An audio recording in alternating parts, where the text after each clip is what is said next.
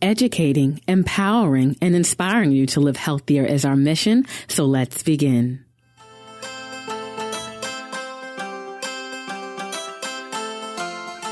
Hey, health warriors. This is episode number 78 of the Life, Strength, and Health podcast. Kim here, and I want to say thank you for joining us this week. In this episode, we're going to be discussing persistence and how that is one of the key aspects in helping you to reach your health goals. And before we dive into this week's topic, I just want to let you know that this week's episode is sponsored by Life, Strength, and Health.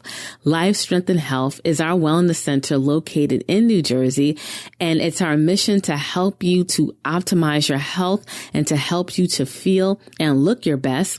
And we do that by specializing on digestive system imbalances and toxicity within the body. And at our center, the services that we offer are customized programs that are geared towards what your body needs to help you to reach your goals. We offer colon hydrotherapy, massage therapy, and we also have our private health community. Our community at Life, Strength, and Health are health warriors. That's our community. And when you work with us, you become family. And it's all about assisting you and helping you to reach your health goals. So to learn more about our wellness center, just go to lifestrengthandhealth.com. And if you're not in the New Jersey area, we also work with you virtually. We have clients all over the United States, as well as we've had clients in the UK. So do not let distance keep you from optimizing your health and making your health a priority. So just visit us at lifestrengthandhealth.com. So now let's segue into the organic food for thought. And in this week's organic food for thought, we are going to be talking about massage therapy. And massage is to work and act on the body with pressure. Massage techniques are commonly applied with hands, fingers, elbows, knees, your forearm, feet, or a device. And massage is generally used for stress or pain. And when you receive a professional therapeutic massage, you're generally either lying on a massage table, you may be sitting in a massage chair. You can also be lying on the floor or on a mat, depending upon the massage modality. And massage has so many great benefits. And some of the benefits are it helps with anxiety, digestive disorders, fibromyalgia, headaches, insomnia related to stress, soft tissue strains and injuries, and so much more. So if you've never had a therapeutic massage, I recommend that you try it at least once. I love getting massage sessions. We offer them at Life, Strength, and Health. Our massages we call it our all-in-one massage because it's a full experience. I incorporate, Swedish deep tissue reflexology. I incorporate aromatherapy with essential oils, hot stones, and hot towels. It's all combined in one, and it's a full massage experience. And that's why we call it our all-in-one massage. But just try a massage. Your body will thank you. You will feel great. And if you don't like it, there's so many different massage modalities out there, but definitely you should incorporate massage into your life to help alleviate stress. Okay. So now let's segue into this week's episode. And the title of this week's episode is Persistence is the Key. When you are reaching or working towards a health goal, a lot of times you're going to face obstacles and challenges or frustrations, and that persistence is going to keep you on the course. And I want to share a story with you. I previously mentioned in, a few episodes that my first career, I was a tax accountant, and I shared how that, my profession at that time, I was not fulfilled. I made great money, but I really wasn't happy with what I was doing. But I am grateful for the skills that I've acquired, and they have helped me in my business as an entrepreneur. And when I was in corporate America, even though I wasn't happy, I still wanted to progress. I still wanted to learn new skills. So I did what most accountants were doing, to advance the career. I pursued becoming a CPA, a certified public accountant. And in order to do that, you have to take an exam. It's called the CPA exam. And I just want to share a story about me acquiring a CPA license. I am a New Jersey licensed CPA, and I just want to be transparent about this story. It's not something that I talk often about. I talk about definitely passing the exam. And even though I wasn't happy in my career, becoming a New Jersey licensed CPA was a very proud moment in my life because of the journey, because of what I had to go through and who I had to become in order to pass it. And that's the story I want to share with you. As I mentioned, I was not happy in my career, but I pursued a CPA license because that was the next step in terms of advancing my career. And so I can remember, in order to, take the class, to take the test, I should say, you have to prepare, kind of like the bar. And they have what is called CPA review courses. And I can remember meeting my friend Tracy. And Tracy, if you're listening to this, hey, Tracy, we go way back because my friend Tracy, who's also a client at Life Strength and Health and has been so supportive over the years, we first met in this CPA review class. And this was pre-marriage, pre-children. Tracy, her oldest son, I believe, is a freshman at Hampton University. So you can kind of see how long ago this was. We didn't have any children. We were not married, and we met at a CPA review class. And they generally had these review classes in hotels, like in a hotel conference room. And for that class, you had to pay, of course. And so I asked my parents at the time, and my parents paid for me to go. But in true transparency, I did not want to be there. It was so painful. It was freezing in that room. The classes generally were in the evenings after work, Monday through Friday, for like 4 hours or 4 to 5 hours. It was just torturous, especially if you don't want to be there. And in those classes, you would go over the various topics that were going to be in the exam, and they would train you on how to take the test. And let me tell you, I gave it the college try. But I started to fade. I started to miss classes. I didn't go. And honestly, if my parents hear this, I am so sorry, Mom and Dad.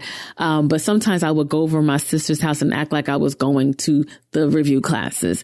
And so, the energy and effort that I put into taking an exam will certainly shows you that I didn't pass it on the first try. And then I said, I'm going to go back again. And the same thing, I'd go to the review classes, but I mean, it was just torturous, especially if you don't want to be there. It's just a monotone person in the front of the class. They're in these hotel conference rooms, freezing, you're getting off of work, going there. It's just, you have to want it. And I didn't want it at the time. So I took the test the second time, and lo and behold, I didn't pass it. And then I said, okay, I don't want to keep going through these review classes. It's torturous enough. Let me just try to get this over with. And so the third time, I tried harder. That time, the first time my mom, my parents paid for the course. Second time, my employer paid. And then the third time I said, okay, I'm going to put some skin in the game. And so I paid for the review course, and I went, and I was committed, and I took the test. And lo and behold, I didn't pass it a third time, but I got close. And when I looked at my results, and in New Jersey, I'm not sure if it's the same, but it's 4 parts to the test, and you have to pass 2 parts, and you have to, with a certain score, I believe it was a 75, and you have to have a minimum on the other 2. And if you only pass one, you can't pass one part at a time. That's the best way I can describe it. New Jersey was one of the most difficult states to take this exam. That's why some people would take it in New York, because you could sit for one part at a time. But in New Jersey, you had to sit for all 4 parts. The test was 2 days, all day.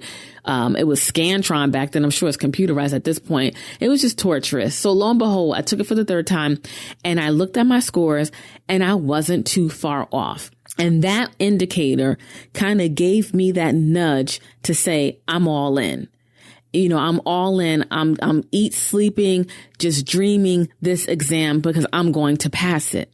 And when I said, okay, I'm going to take another review course, but this time I'm not going to the class. They had a take home study. I was focused. They gave you these cassette tapes, and I would put these cassette tapes, listen to them in my car to and from work. I stayed after work, studied after work. I studied on the weekends. I ate, slept, and drank the CPA exam. And that's, I was just so focused on passing it. I didn't care if I did all this work and I didn't pass it. I was just all in. And I took the test again, and I ended up passing half and almost passing the other 2 parts, but I passed half. And then I did it one more time. And I got this home study course for the final 2 subjects. I grind, I ate, slept, and just everything CPA exam. I just shut myself off from the world, and I ended up passing the final 2. So that is my story. I tell people I did not pass one on the first time. Most people don't, but I'm not ashamed to share that. I was so proud of myself for the journey and my persistence. And I anchor, and I use this story as an anchor for myself in my life when I face obstacles and challenges. And I look back at my journey of the CPA exam and what perseverance, persistence, fortitude, and work I had to put in to achieve my goal of passing it. And of course, my family was very proud. And it wasn't about the title. It wasn't about, the status thing. It was really about the journey from me to accomplish it. And there was so many takeaways from that, my personal story, that I use in every aspect of my life. When I face challenges or obstacles, I look back at that story as a proud moment to know that I can do it. If I put my mind to it, if I persist and push through the ups and downs and challenges, not being afraid to make a mistake, not being afraid to look silly at times, to try new things, that I can accomplish my goals. And in terms of your health, the takeaways from this story when achieving your health goals is, first, there has to be a commitment to you wanting to reach your goals, a commitment to what you would like to accomplish. Once you make that commitment and you decide that you're all in, or you're working towards being all in, then that persistence, it's going to fuel your commitment. Because you're going to face challenges. You're going to face obstacles. There are going to be ups and downs, and that's okay. You may fall off. You may stumble out the gates. You may maybe not fully believe. But that persistence, you must keep moving forward, putting one step in front of the other. Continue to learn, continue to be better. Keep surrounding and immersing yourself in positive energy, in the energy of health, in the energy of that you can do it. And that persistence will keep you moving one step in front of the other. With my story that I shared with you, I didn't believe in the beginning. I didn't really want to, take the CPA exam in a sense because I really wasn't fulfilled. But then when I saw that, I put some effort in and I saw some results, and that was all I needed to fuel my fire to say, I'm in, I'm all in. And then I was persistent on my action. I wasn't worried about if I could pass it or not. I was just taking action each and every day, putting in that work because I knew that I could pass it. And that's what we need when we are achieving our health goals, especially if you pair that with working with a health practitioner, when you have that guide on the side, helping you to navigate through the pitfalls and challenges and taking the guesswork out and giving you a clear and concise plan of action. And if you stay consistent on that plan of action, just imagine the health results you can achieve. Just imagine the health success you can achieve. And keep working at it. Okay. So I just wanted to share this story. This episode was a little different, but I wanted to share that story with you because that success story, anyone's success story, can be overlaid on your health journey, and you can pick out the jewels and nuggets and you can apply it to your own path so that you can see health success. And before I go, I want to leave you with a quote from the late, great Nelson Mandela. And he says, "I never lose. I either win or I learn. I never lose. I either win or I learn. And when you are persistent, that is the path that you're on. You never lose. You're either going to reach your goals or you're going to learn some things and course correct along the way.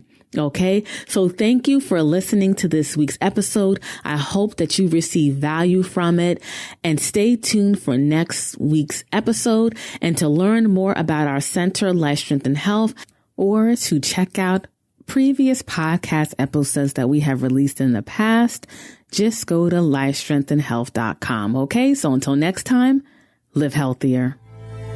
We want to say thank you for listening to the show and for access to the show notes pages, more podcast episodes, blog content, as well as more information about our center, Life, Strength, and Health. Then just visit us at lifestrengthandhealth.com.